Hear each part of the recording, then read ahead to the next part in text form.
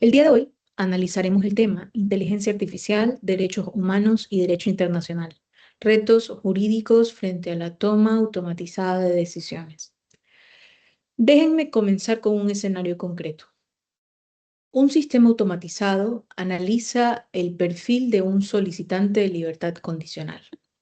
¿Cuál es la situación que se presenta aquí? Determina que representa un alto riesgo de reincidencia. Un juez, por la carga procesal y confiado en la aparente objetividad del algoritmo, sigue la recomendación. El solicitante permanece privado de libertad y nunca sabrá por qué. Un escenario que no es ficción. Esto es lo que ocurrió con el sistema Compass en los Estados Unidos, documentado y analizado por la jurisprudencia y doctrina. Y es solo un ejemplo de entre miles de decisiones automatizadas que hoy en día afectan derechos fundamentales. El acceso a prestaciones sociales, la elegibilidad para un crédito, la valoración para una plaza laboral, la determinación de si proceden o no proceden ciertas situaciones de carácter legal. La pregunta entonces que articula esta ponencia es precisa. ¿Qué respuesta ofrece el derecho internacional de los derechos humanos frente a la toma automatizada de decisiones? Y más incómodamente, ¿es esta respuesta suficiente? El fenómeno que nosotros detectamos aquí es la toma automatizada de decisiones y bueno, vamos a analizar por qué importa jurídicamente. Para situar el análisis jurídico es necesario delimitar con precisión el fenómeno que vamos a estudiar. La toma automatizada de decisiones, o por sus siglas TAD, designa aquellos procesos en los que un sistema computacional sin intervención humana directa o con intervención meramente formal produce outputs que determinan o condicionan derechos y también una serie de efectos jurídicos oportunamente o cargas de las personas, ¿no? Es importante distinguir tres categorías que la doctrina frecuentemente confunde. Tenemos primero los sistemas de apoyo a la decisión. Estos sistemas de apoyo a la decisión son aquellos en donde el algoritmo produce una recomendación que el humano puede aceptar o puede rechazar con pleno conocimiento. Estos sistemas plantean problemas, pero de menor intensidad. Tenemos también los sistemas de decisión asistida, en donde el algoritmo produce una recomendación que el humano acepta en la práctica casi siempre, sea por inercia, por presión institucional o por opacidad técnica que analizaremos más adelante, en donde, en este sistema el control humano es nominal, no real. Tenemos el tercer sistema, que son aquellos de decisión automatizada plena, en donde el algoritmo decide sin intervención humana alguna. En estos casos, la pregunta sobre la responsabilidad jurídica y la garantía de derechos se plantea con mayor agudeza. La distinción importa jurídicamente porque el nivel de autonomía del sistema determina la intensidad de la amenaza como tal de los derechos fundamentales y, por tanto, la intensidad de las garantías que el ordenamiento jurídico debe obligatoriamente ofrecer. Entonces, ¿por qué la TAT es un problema de derechos humanos y no solo un problema técnico? Nos preguntaremos. Bueno, porque afecta directamente el núcleo de garantías que el derecho internacional de los derechos humanos ha constituido durante décadas. El derecho a la igualdad y no discriminación, el derecho al debido proceso, el derecho a la privacidad, el derecho a un recurso efectivo e incluso, en algunos contextos, el derecho a la vida y a la libertad personal. Y entonces lo afecta de una manera cualitativamente nueva, a escala masiva, con una velocidad imposible de supervisar en tiempo real, como todos sabemos, con opacidad técnica, que era la que le refería hace un momento, que dificulta la impugnación y con efectos acumulativos, que reproducen y profundizan desigualdades estructurales. Encontramos aquí, bueno, en el marco jurídico internacional aplicable vemos analogías, lagunas, vacíos normativos. Bueno, nos vamos a hacer esta pregunta. ¿Con qué herramientas cuenta el derecho internacional de los derechos humanos para responder a este fenómeno? La respuesta honesta sería que herramientas diseñadas para otro mundo. Y vamos a decir otro mundo, ¿por qué? Bueno, se aplican por analogía a uno que sus autores en realidad no pudieron anticipar. Tenemos el Pacto Internacional de los Derechos Civiles y Políticos. Específicamente, el artículo 17 de este pacto protege la vida privada frente a injerencias arbitrarias o ilegales. El Comité de Derechos Humanos ha interpretado esta disposición de manera expansiva, incluyendo la protección de los datos personales.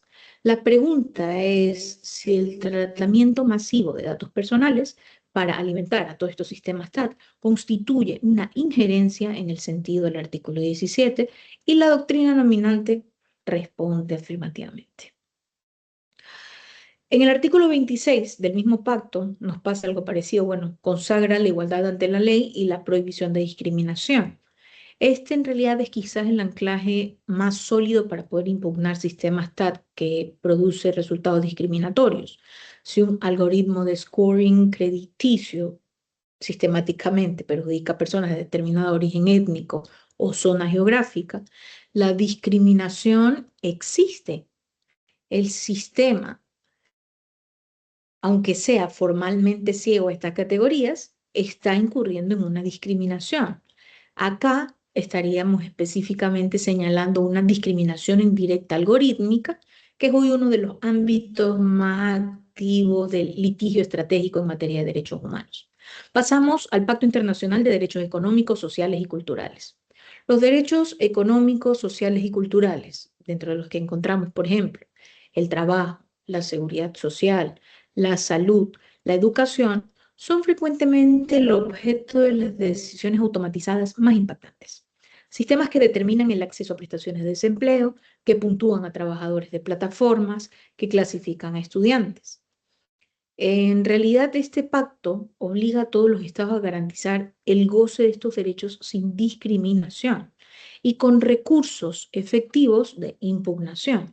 Aquí también la laguna normativa que les mencionaba hace un momento es evidente. El pacto no contempla mecanismos específicos para la TAT. Otro subtema que hemos encontrado acá importante es los principios rectores sobre empresas y derechos humanos.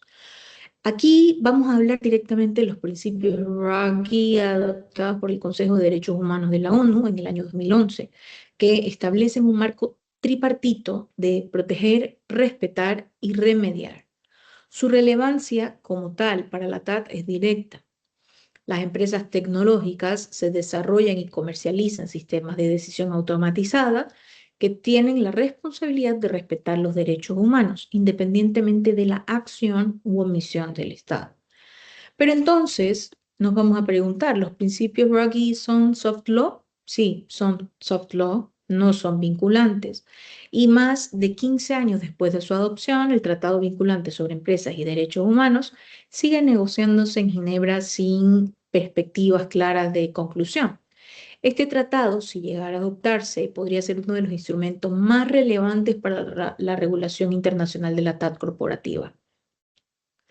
La resolución 68-167 de la Asamblea General de la Organización de las Naciones Unidas, que fue adoptada en el año 2013, tras revelaciones de vigilancia masiva del caso Snowden y las resoluciones que le siguieron, afirman que los mismos derechos que tienen las personas fuera de línea deben ser protegidos en línea.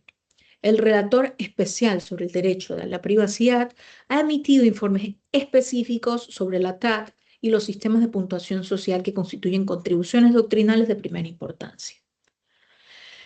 Tenemos también en el ámbito regional europeo el Convenio 108 del Consejo de Europa para la Protección de Datos Personales, modernizado en el 2018 en su versión denominada 108 Plus, en donde es el único tratado internacional vinculante específicamente dedicado a la protección de datos.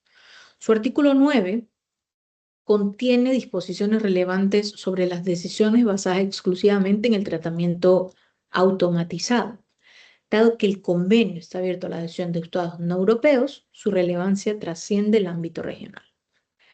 El balance de este recorrido es suficiente.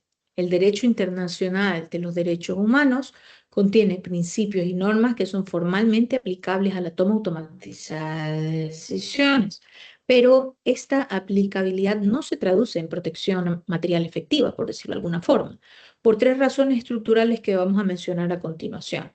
La primera es una fractura que podríamos señalar directamente como una opacidad técnica y siendo esto un obstáculo al derecho de recurso.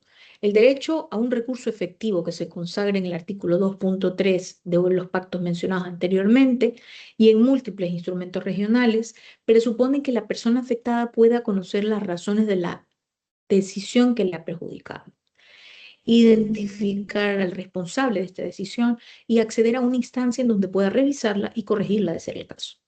La toma automatizada, en esta referencia puntualmente, tiene tres presupuestos. El conocimiento de las razones es imposible cuando el sistema opera como una caja negra, cuyos procesos internos no son interpretables ni siquiera para sus propios desarrolladores.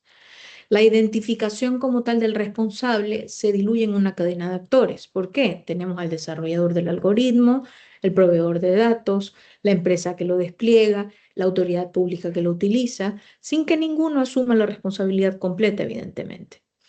El acceso a una instancia revisora es ineficaz cuando una instancia carece de capacidad técnica para evaluar el funcionamiento del sistema, o también cuando la empresa propietaria invoca la confidencialidad comercial para resistir la divulgación del código. Tenemos el segundo inconveniente, que es la discriminación algorítmica y los límites que esto implica sobre el principio de igualdad. El principio de igualdad y no discriminación prohíbe los tratos diferenciados basados en las categorías sospechosas, por decirlo de alguna forma, tales como raza, sexo, origen nacional, entre otras. Pero los sistemas de TAT frecuentemente producen discriminación sin usar explícitamente estas categorías. Utilizan variables aparentemente neutras, como por ejemplo el código postal, el historial de compras, el tipo de dispositivo utilizado, que en realidad son proxies estadísticos de características protegidas.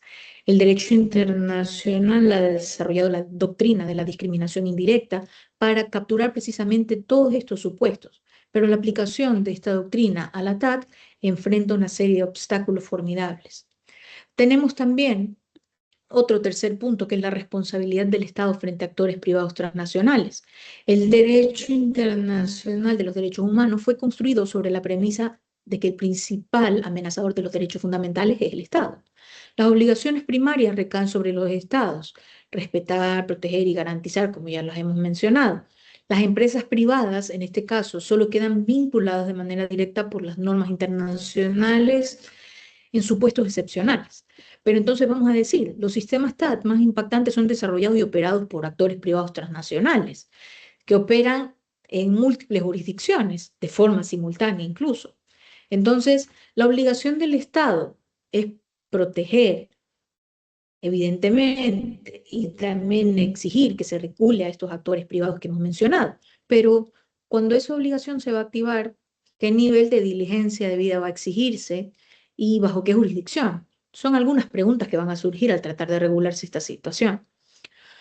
Tenemos el ejemplo clásico de que cuando un estado A despliega el sistema TAT en el estado B, pero que en realidad afecta a todos los ciudadanos del estado C, la arquitectura clásica del derecho internacional y de la responsabilidad internacional del estado como tal va a funcionar de forma inadecuada. Las obligaciones extraterritoriales de todos los estados en materia de derechos humanos ofrecerán una vía prometedora, pero definitivamente no resuelta. ¿Qué es lo que nosotros proponemos para procurar desarrollar esto? Tenemos un esquema de 4 líneas para todos estos puntos que hemos mencionado con anterioridad. El primero es el derecho a la explicación como norma de jus cogens emergente. El derecho a conocer las razones de una decisión que afecta directamente a los derechos fundamentales debe ser reconocido como un estándar mínimo del derecho internacional de los derechos humanos, no negociable frente a ninguna consideración comercial o de seguridad nacional.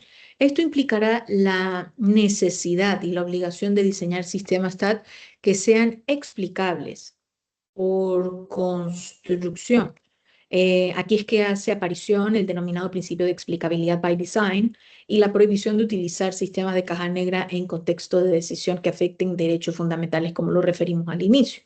Tenemos también que se va a necesitar la supervisión humana significativa como garantía procesal. La doctrina de esta supervisión humana significativa, Meaningful Human Oversight, exigirá también el control humano sobre estas decisiones algorítmicas, siendo